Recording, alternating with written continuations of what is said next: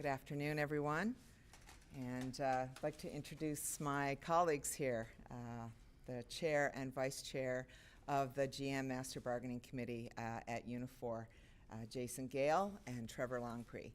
And very happy to announce, Unifor is very happy to announce that we have reached a tentative agreement with General Motors following a 12-hour strike.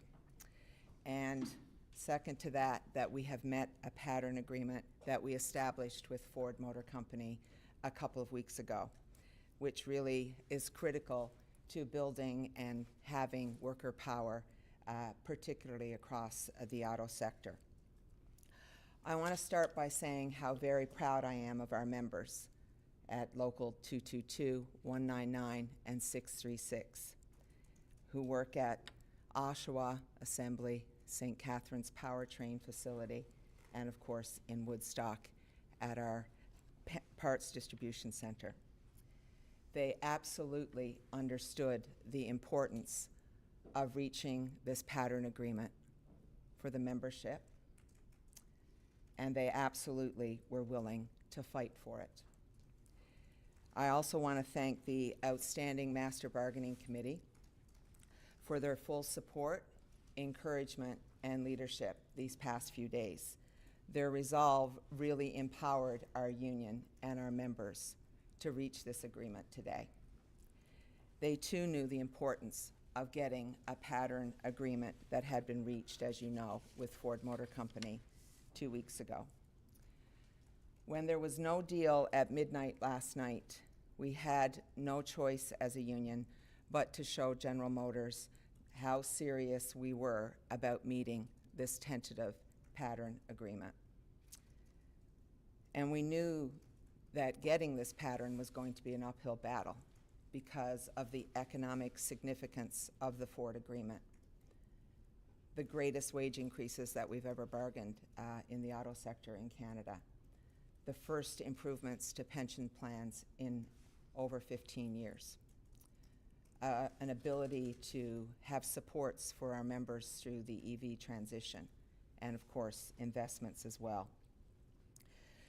As you've known, following this story, General Motors had been resisting a number of elements in this pattern agreement that we had established with Ford, including pension improvements, supports for our retirees across the GM chain, and significantly, what was going to happen with temporary full-time employees who we felt deserved permanent employee status at General Motors.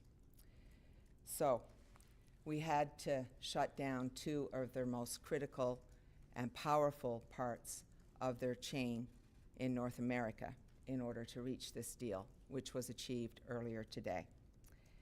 As you know, we continued to bargain throughout the night and the morning. It's why we look like we do up here. I think most of us got like 90 minutes sleep last night. But it was the determination of our members and our bargaining committee that really enabled us to get to this point. And I've said this before, but given the demographics, particularly at General Motors, this is an agreement that is going to change people's lives, particularly folks who were in precarious employment, people who were in a progression grid that normally would have taken 8 years to get to the top of, and now they will be there in 4 years.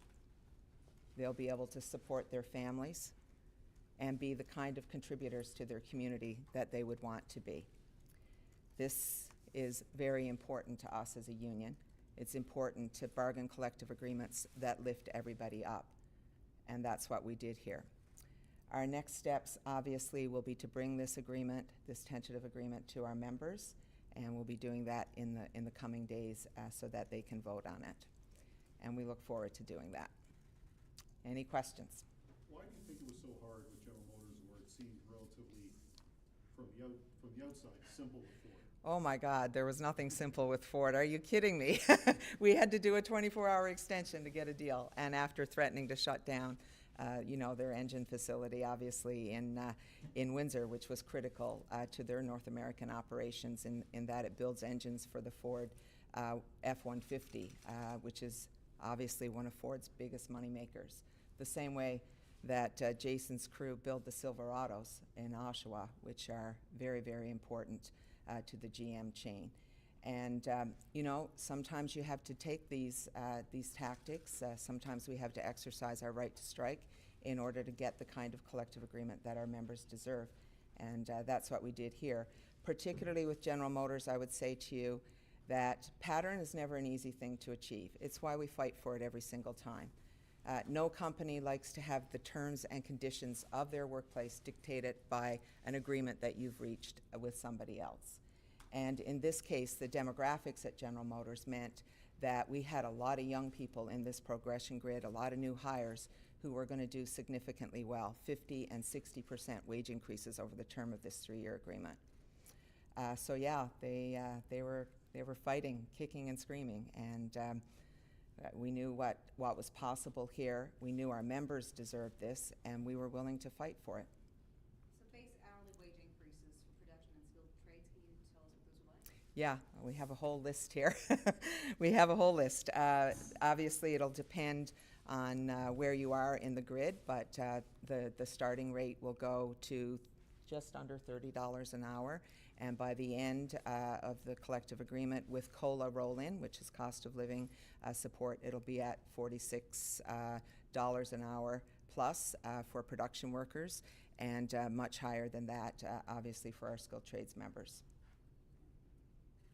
And skilled trades members, by the way, had an additional gain because there is a skilled trades adjustment.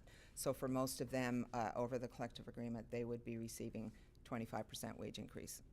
Yes, given how these negotiations went, how do you expect for Stellantis to go? I expect Stellantis will come here kicking and screaming the same way that General Motors did. You know, the challenge with Stellantis is they have the largest footprint in Canada, and I can probably give you all of their talking points, and they'll start with that one. This agreement is going to be more costly to us because we employ more people in Canada. But our members at Stellantis deserve this pattern agreement too, and all of the improvements that we've been able to gain here. And so we'll be fighting for them every step of the way. Now, there's some of the stumbling blocks here. We talked to some union members today, and they thought that you have more retirees at GM, and you use temporary workers in a different way. So they said that they thought GM was going to be a lot more difficult to budge. Did you see that as being the case? Yeah, absolutely, for those 2 reasons. What made the difference in the end? Well, we had a 12-hour strike, and these are 2 very important facilities in their North American operations. The Oshawa Assembly Plant is perhaps their biggest moneymaker in terms of the trucks that get produced there and built there proudly by our members.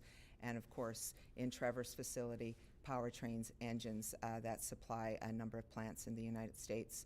So while the footprint may be smaller than what you would experience in the United States, it was a mighty footprint that gave us power.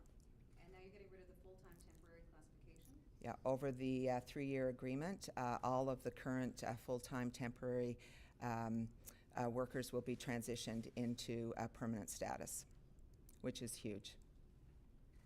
Obviously, the vote with Ford was a little bit tight, 54% voted to ratify. Are you confident you have a deal that membership at GM is ready to approve? I'm always confident when we have this kind of agreement on the table. Obviously, we think we've made significant gains for our members here, and the demographics at General Motors is completely different. Members will benefit in a different way. And you notice, you mentioned the demographics. Do you find that you're having trouble balancing what junior members want versus what senior members would want? Absolutely. This is always the case when you have a diverse workforce, and that's why when we opened contract talks with the automakers, we were very clear with them. We have to make improvements all across the board, and given the time in which we're living, they would have to be significant in order to get any deal ratified right now. Any concern that you're a little bit bottom-weighted with the junior members, given the way the votes have gone? Nope. I think that the 2 folks I've got here with me are going to do a really good job helping explain this agreement to our members, and I feel good that they will have a better life as a result of this. Now, Dave Cassidy has said he wants even better terms than this. How are you going to manage these provisions as you try and close? You mean all of the expectations that are out there? I seem to be managing these every day right now. But obviously, I mean, the first challenge for us is not to take anything for granted here. We have to get a pattern agreement with Stellantis, and that's not a guarantee right now. So, yeah, we'll get to the table with them, and obviously some kicking and screaming will occur there too. Have you been on a call with Dave Cassidy since he's sounded off a couple times? I have not been. Nope, I've been busy here bargaining a collective agreement for 4,300 General Motors workers. Okay, that's good. Great, thank you very much, and hope you all get some sleep and rest tonight. I plan to do that. Thanks for coming. Oh, she wants us to.